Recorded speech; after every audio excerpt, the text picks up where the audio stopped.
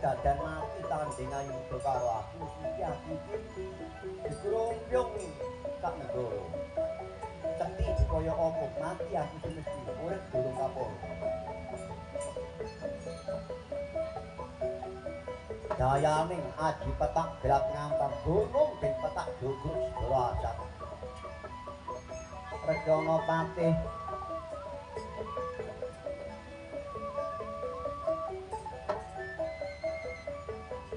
madhep kawan panjenenganing sang begawan menika ben petakan aji petak gelap ngampar no mambuh parane Regana Patih setha ludira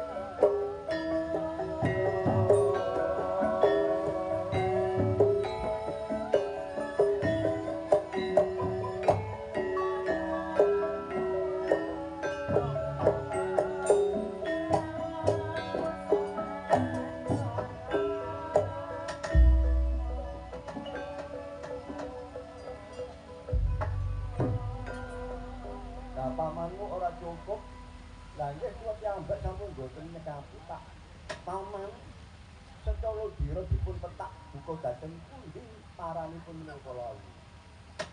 Ayo ya apa kaya ngene iki. Ngene nek ana perkara mesti ana wiwitane. Tapi ya loro ae uga ana pungkasane mokalan. Lamun iku ora ana pungkasane. Ana reretu wong salah bakal seleh, wong bener anget teger. Iku wis ora iso. Ya wis kaya ngono iku kahananing donya wis kaya iku. Aja banjur kene iki kapitujon ana nisor ora iso ana iku. Tapi ya kudu diwajibno setiar. Menungso kudu diwajibno setiar. Nggih, saged dipun setiari. Nah iki lak ningali mengsae iki Rama. Ya iku lak ya pemikiranmu kang semono iki. Ayo aja banjur pasrah kaya mangkono wong pancen nek pancen gak ana iku lho pungkasane iki dilungno apa dong-dongane lak nyawa pungkasane iki. Lah kados pundi menika saiki ngene ae sliramu kudu mlayu nang Amarta ndhawuh Sanjata pitulungan kan Pandhawa lho ngene lho. Oh lha iki maring ngaten lah lajeng yo bab kahanan Cempala Reja kawitane iki ana kedadian kaya mangkene iki kira-kira lho ora dhisik kersa ora dhisik kersa sungguh kira-kira iki wiwilane yo ndak ayumu kawan kakangmu Rejuna kok kira-kira Rejuna kan ndak ayumu sing kandi iki ora ana kedadian sing kaya mangkene. Mila mekaten pinten-pinten. Lah ya kira-kira ngono wong kira-kira kok lha kira-kira ya iso luput ya iso bener. Lho. Jadi mlawe ngaten kok ya saiki nang Amarta ben Pandhawa iki. Itu lak Pandhawa ngerti ya, apa maneh ku ana Kresna. Ana Kuntadewa niku lho Mas. Lah iki mlawe ngaten pur diwitahe ingkang kula suwun. Oh. Kacarita kananing Raden Drestawadumena. Kareng kedadosan piyambake kinen nyuwun Sanjata pitulungan dhateng para kadang Pandhawa. Nilaraken praja Cempala Reja sang Drupada boten tegel nismadakaken ingkang putra Raden Drestawadumena sumedya tumuju dhateng ing praja Batana Kawarsa.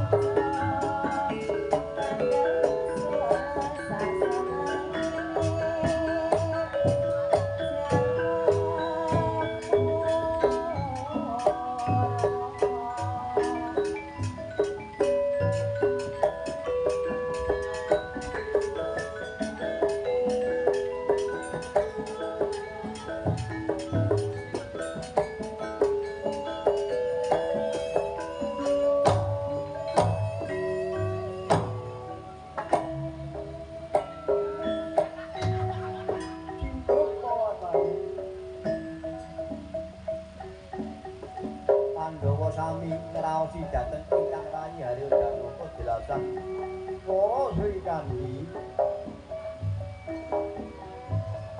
ingkang mendra saking Praja Cempaka punapa dening Praja Batara Kawanda. Sinteruking Kadang Pandhawa boten wonten ingkang pajar malih-malih pasuryane namung Ratu Ndrawati Sri Nalendra Bathara.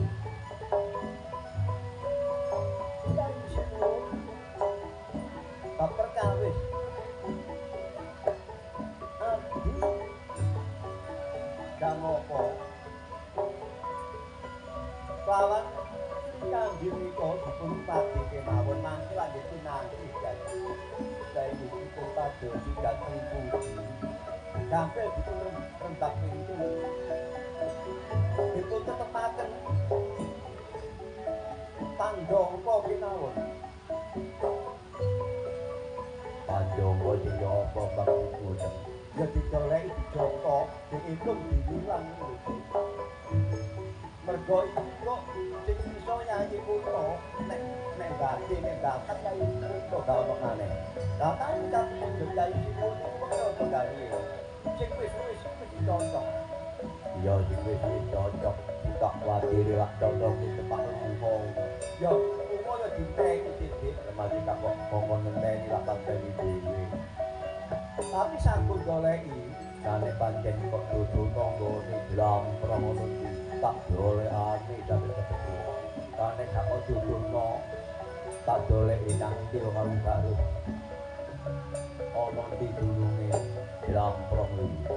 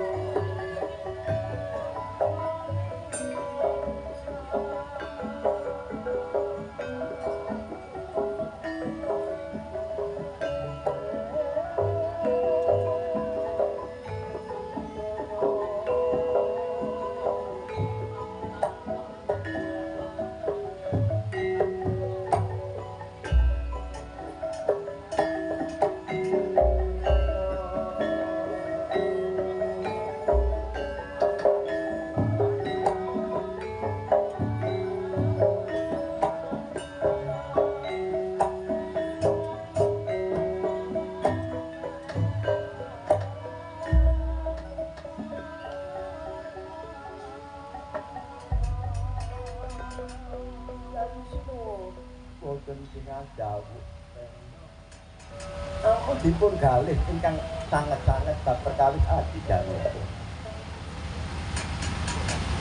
Dek kapan Adi Janaka menika mboten tindak mekaten menika dek dinten napa? Wong pancen Adi Wijuna ngira asmane kasebut menika wadangane. នេះ ចិត្ត nek aku ngedit dari Adi Seno iki. Jadi aku ngomong nek Adi Janaka menika mboten tindak mekaten menika dek dinten napa? Wong pancen Adi Wijuna ngira asmane kasebut menika wadangane. ចិត្ត nek aku ngedit dari Adi Seno iki. Adi Seno dilamprong dari nek mlaku ngontrong ngoten niku. Nggih terus mekaten niku rak inggih. Rumiyin seteran ingkang semanten niku rak rumiyin. Nanging sak menika ateges sampun sitap tiyang Adijanaka menika dados boten kados ingkang rumiyin sak menika sampun garwa. Yai Wirikandi menawi piyambake tanpa pamit dhateng Sudara sepuh menika lang ingkang sampun mekaten mbok menawi sampun rubah kedadosan ingkang sampun menika. Menawi watuk menika dimpet raja kemawon watek kados dene Adijanaka menika sampun. Dipun upaya dipun padosi kemawon. Inggih ingkang sampun inggih saged piyambake inggih para tamtu wangsul ingkang sampun. Lho kru dhewe saiki kewektu seno. Yayi Kunto sing dawuh iki. Iya sing tak kuwatiri engko lang tepak gak cocok ngono. Ya mesti cocok burung karuan. Sing tak kuwatiri cocok nek kira-kira merek ngono terus tembung gak cocok ya apa. Lah itu sing samar ya itu. Kok Adijanaka. Diceh atine wong tuwa lah ya mbok pisan pindho ngono ae. Wong wis wong kaya para iki kok dino dadene gak enak dulur ae. Oh iya. Dereng rampung dawuh pangandikane Kunto Dewa Ratu Diwarawati. Ocap ingkang mlebet dhateng pagelaran Praja Batana Kawarsa. Raden Sesta Jumena ingkang sowan beliau.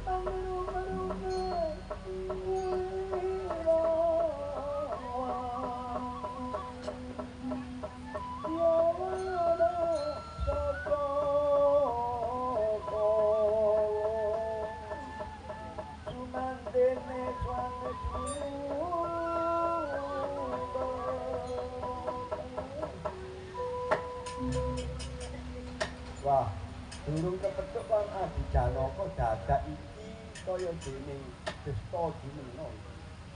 Inggih menika rak Sesta Jumena Kakang Nalendra. Yayi Sesta Jumena. Yang Kakang sinuwun teka menyang ngamarta sajak ana parigati apa kirane Adi Sesta Jumena. Matura Yayi, ana gawe apa ana perlu apa. Oh iya Kakang. Lah iki dulurku nyapa nek ora ana kene temu. Boten kados-kadosa. Bab kawontenan negari Tempolrejo Pak. Apa osin Tempolrejo ana rujeda apa. Wah, boten kados-kadosa. Dipun tinggahi perang saking negari Nanggala Giri. lakang dadi perkara ingkang dados perkawis menika Prabu Andaragiri menika ngutus Patih Mamangkara kalawan penditane. Tapi ambake menika Angrudapeksa kan Kanjeng Rama Prabu nuwun nyampil inggih menika petetan Sekar Turangga Jati. Lah kamangka Sekar Turangga Jati Kanjeng Rama menika boten kagungan, boten mangertosi. Lah lajeng ambake ambeguguk muka ngaton inggih menika gendra kedah beto petetan Turangga Jati menika dadosan Ponco-ponco, ponco bakah wonten Cempala Reja mriku mboten cekap. Kula mboten cekap Taman Harya Patih inggih mboten cekap. Lajeng nuwun Sanjata pitulungan iki kira kala. Lho, ora iya gak ngono. Kados pundi Kakang wonten kedadosan mekaten menika penak. Kok Seno ana kaya ngene.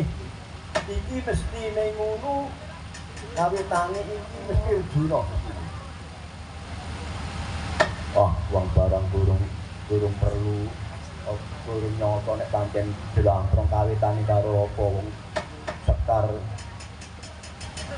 Turangga Jati kuwi maksude kok gak dilamprong delok niku. Lho kok menawa. Merga lamun Turangga Jati sing aku krungu iku titian ya. Titiane si Arjuna tapi nujon. Tapi nujon lomproh, tapi nujon metu iku Turangga Jati. Tapi penetan kok lha ya hubungane ku apa? Dipun dangu maksudipun kados menapa Dista Jumena menika. Dista Jumena iki karep para kaya apa? Nggih, nuwun Sanjata pitulungan kados reretu ingkang wonten ing Cempala Reja menika saged mangsul dhateng Negari Mandorogiri. Wah, penggawean maneten Adisena ana paran kakakku. Ana kaya ngene, Dik, ngelingono Prabu Drupada iku kepitung maratuwane Adi Janaka. Rene Taman Tandu ora ana gantine iki Yai Sinadi kadipun Yai Sinadi. Inggih kula pasrah dhateng panjenengan Teran. Seno ana paran kakakku. Ayo dinyatakno mrono. Kepitung doro lho, Dik. Arjuna iku adik para. Wajalah penggawuh wonten sing adawuh Kanjeng Rama. Cempala Reja kaya manggene.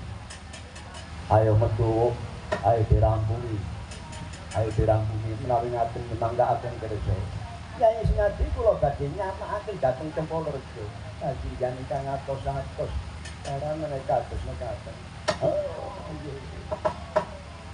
Taglaran ngamartu Puntadewa Srina Lendra Bathara Kresna punapa dening Harya Werkudara Kakang putra Raden Gatotkaca. Lah dene Desta Jumena piyambake jedel seneng Seraya. Srina Lendra Bathara Kresna piyambake mungging dirgantara. Gatotkaca ugi lumawat mungging dirgantara. Senana sak wanawasa sak anja teng sampun kanthi wonten ing Praja Cempala Reja.